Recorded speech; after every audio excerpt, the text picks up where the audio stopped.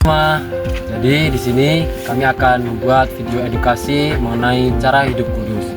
Saya Andrian, Saya Nathan. Saya Farel. selamat menyaksikan.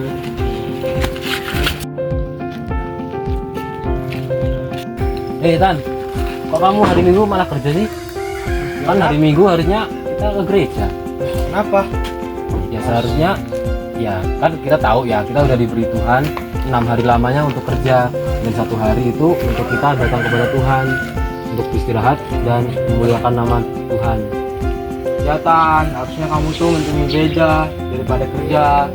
Itu ya. Udah aku pulang dulu mandi. Ya, udah saya tunggu di gereja ya. Ya, kita bareng ya. Oke. Oke.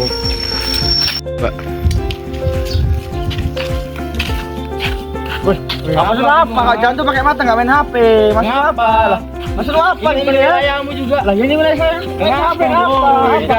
Dorong kamu ya. Hah? Udah. Kenapa sih kalian, ada apa? Dia jalan main sambil main HP, nggak lihat pakai mata. Udah yang ini. Oke. Oke, udah. Jalan Stop main dulu. HP.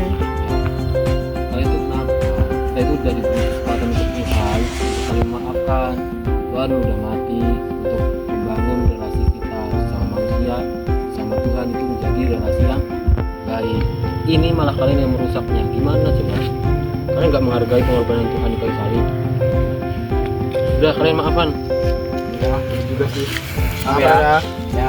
Tuh, oke yuk.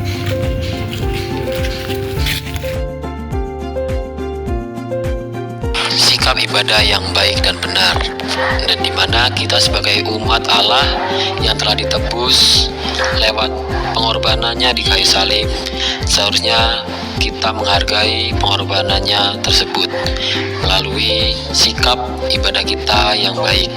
Nah, kita bisa contoh seperti Farel yang ibadah dengan tekun.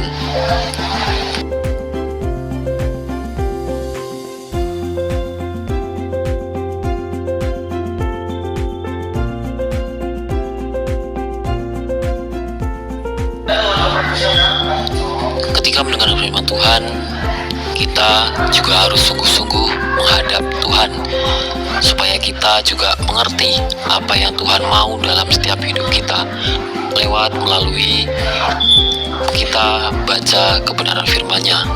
Namun ketika di gereja kita pun hanya tidur-tiduran, maka kita tidak bisa hidup di dalam Tuhan dan tidak bisa mengerti apa yang Tuhan mau di dalam hidup kita, sehingga hidup kita pun tidak kudus. Oleh sebab itu, kita juga harus menjadi anak Tuhan yang mau mendengarkan firman Tuhan dengan baik. Dalam perjamuan kudus, kita sebagai umat yang percaya kepada Tuhan, yang telah mengakui iman kita kepada Tuhan, maka kita juga seharusnya melakukan perjamuan kudus dengan baik. Tidak seenaknya kita sendiri, kita minum sendiri. Dalam perjamuan kudus juga memiliki makna, yaitu ketika kita makan roti, itu melambangkan tubuh Kristus yang berkorban bagi kita, dan anggur yang kita minum itu melambangkan darah Tuhan yang telah tercurah bagi setiap kita.